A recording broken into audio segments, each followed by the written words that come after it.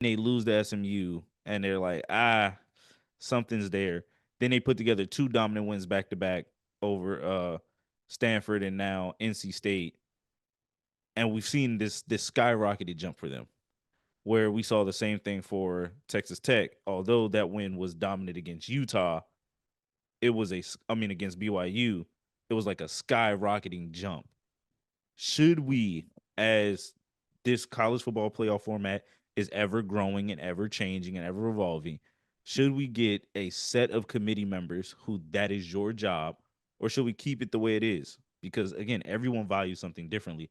I'm not upset at the subjectivity. I think it helps people's cases a little bit, but I do Yeah. think not having a set standard of what makes a college football playoff worthy team is my Hmm. issue, because no one seems to gauge what's the difference between all these two lost teams, because that's what we're going Yeah. to come down to.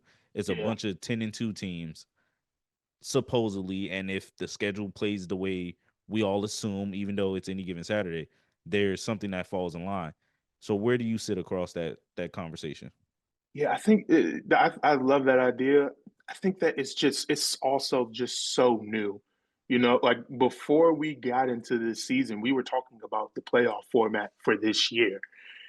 College football is just in such an interesting place where it feels like it's very organized and very thought out and very, you know, it's a lot of money. So you think that it's a lot of thought and planning going into it. But again, we just got this idea of what we're going to do last year. And there were so many holes in last year's ballot where you preferred to be a Penn State and have the fifth or sixth seed than you want to be versus Oregon, who had the one seed last year, which made us change and talk about the new format this year.